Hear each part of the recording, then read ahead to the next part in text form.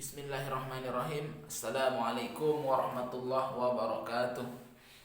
Innal hamdalillah nahmaduhu wa nasta'inuhu wa nastaghfiruh wa na'udzu billahi min shururi anfusina wa min sayyiati a'malina. May yahdihillahu fala mudilla lahu wa may yudlil fala hadiya lahu. Asyhadu an la ilaha illallah wa asyhadu anna Muhammadan abduhu wa rasuluh. Allahumma shalli ala Muhammad wa ala ali Muhammad. Yang terhormat dosen pembimbing mata kuliah Ad-Dahil fi Tafsir dan rekan-rekan mahasiswa yang dirahmati Allah.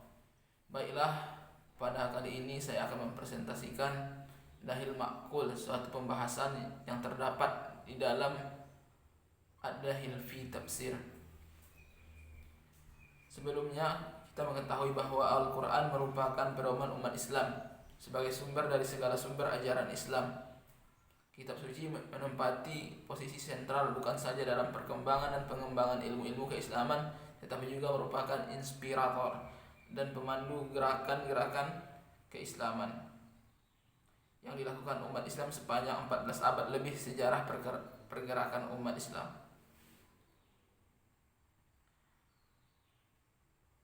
Baiklah, di dalam suatu pemahaman ataupun untuk mengetahui dan memahami betapa dalam isi kandungan Al-Quran diperlukan tafsir, dan penafsiran terhadap Al-Quran mempunyai peranan yang sangat besar dan penting bagi kemajuan dan perkembangan umat Islam.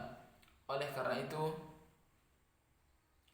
perlu perhatian yang besar para ulama untuk menggali dan memahami makna-makna yang terdapat di dalam kitab suci ini, sehingga lahirlah bermacam-macam tafsir dengan corak dan metode penafsiran yang beraneka ragam pula. Dan dalam penafsiran itu nampak dengan jelas sebagai suatu cermin perkembangan penafsiran Al-Quran serta corak pemikiran para penafsirnya. Pengertiannya. Pengertian Ad-Dahil Ma'qul adalah merupakan suatu penafsiran yang tidak berdasar, tidak memiliki kaidah bahasa Arab, kemudian serta kaidah umum syariat, subjektif, tidak memahami konteks ayat, serta pengabaian logika. Definisi Ad-Dahil. Ad-Dahil karena faktor kekakuan dalam penggunaan makna literal dan pengabaian logika. Dahil karena faktor ini sering dilakukan oleh kelompok musyabbihah dan mujassimah. Musyabbihah artinya yang menyerupakan. Kaum musyabbihah merupakan kaum yang menyerupakan Allah dengan makhluknya karena mereka mengatakan Allah itu bertangan, bermuka, berkaki, bertubuh seperti manusia. Ada pula yang menamai mereka sebagai kaum mujassimah, kaum yang menubuhkan, karena mereka menubuhkan Allah, mengatakan Allah memiliki tubuh yang terdiri dari darah, daging, muka, tangan, dan kaki. Bahkan ada yang mengatakan bahwa Allah itu berjenis kelamin laki-laki. Ada juga yang sebagian mereka sebagai kaum hasyawiyah, yang artinya percakapan omong kosong, percakapan di luar batas, percakapan hina dina. Jadi mereka adalah orang-orang yang pembicaraannya hanya omong kosong belaka. Kebanyakan dari kaum ini berasal dari orang-orang yang menganut mazhab Hambali, tetapi Imam Ahmad bin Hambal sendiri tidak berkeyakinan seperti mereka yang mereka yakini. B. Sebab-sebabnya secara umum. Yang pertama, memiliki pemikiran sebelumnya kemudian mengarahkan lafal Al-Quran supaya sesuai dengan pemikirannya. Kemudian yang B-nya, terlalu tekstual, hanya mementingkan teks Al-Quran tanpa memperhatikan siapa yang berbicara, siyakul kalam, kaidah-kaidah agama dan konteks yang melingkupinya. Keyakinan dan pendapat kaum musyabbihah yang keliru ini Ibrahim Syuaib mengklasifikasikannya pada Ad-Dahil Ra'i yang ketiga ketika digunakan sebagai sebuah penafsiran Al-Quran.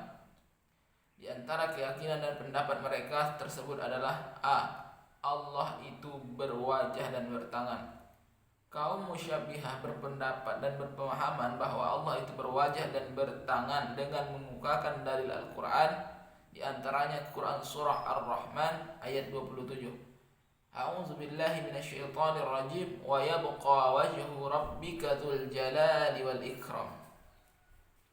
dan tetap kekallah zatmu, zat Tuhanmu yang mempunyai kebesaran dan kemuliaan.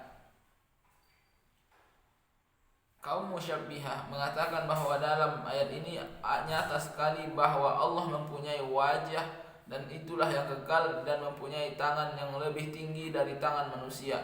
Mereka mengartikan ayat-ayat ini menurut lahirnya saja tanpa menggunakan logika yang benar atau mengabaikannya.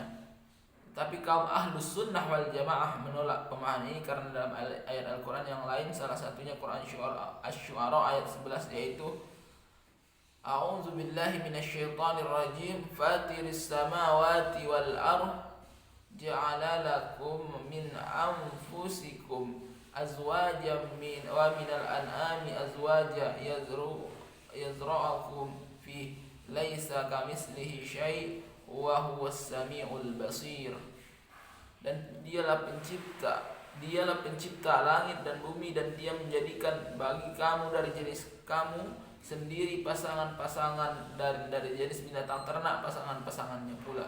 Dijadikannya kamu berkembang biak dengan jalan itu, tidak ada sesuatu pun yang serupa dengan dia. Dialah Allah yang maha mendengar dan maha melihat.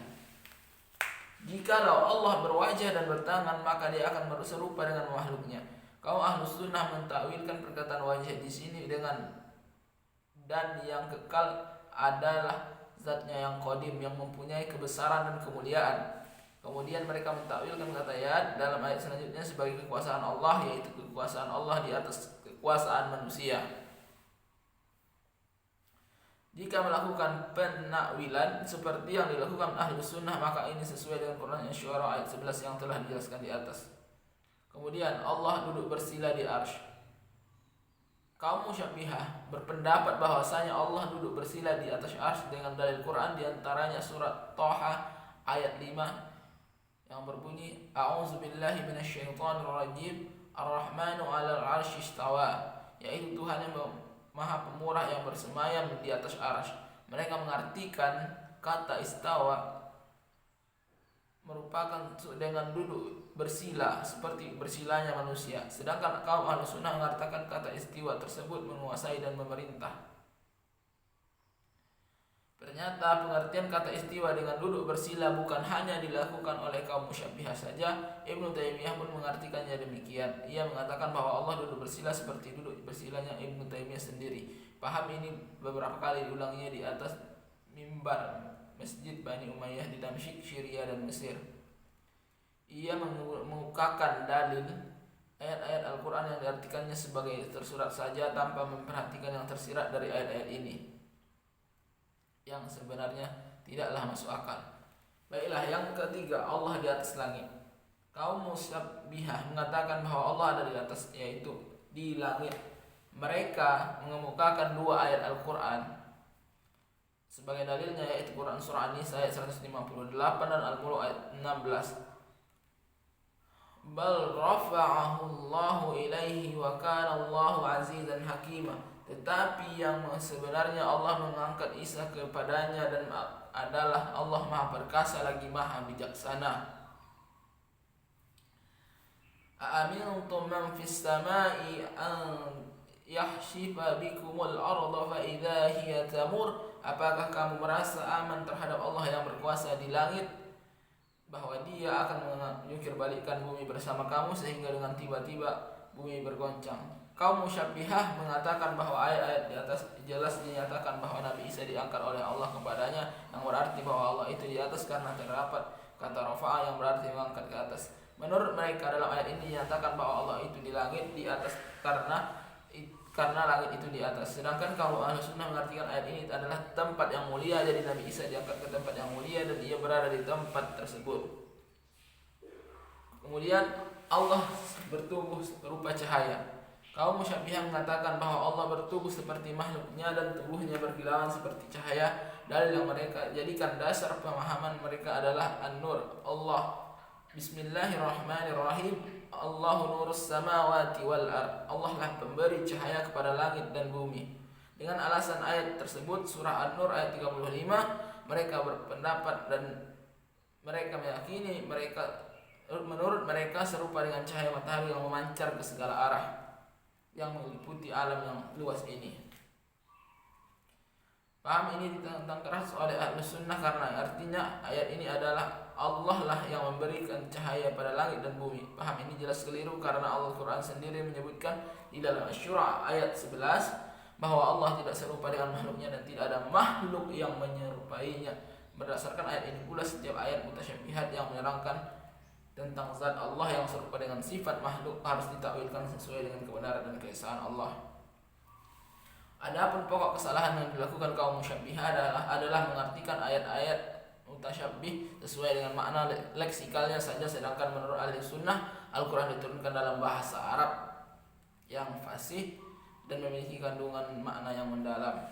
Kesimpulannya ialah penafsiran terhadap Al-Quran mempunyai peranan yang sangat besar dan penting bagi kemajuan dan perkembangan umat Islam.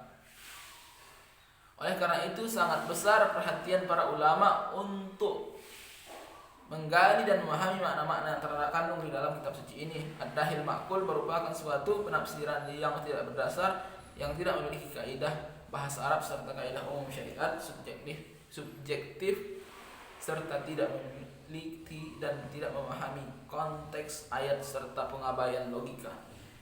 Inilah saja presentasi yang dapat kami berikan. Mudah-mudahan bermanfaat bagi kita semua. Fastabiqul khairat. Assalamualaikum warahmatullahi wabarakatuh.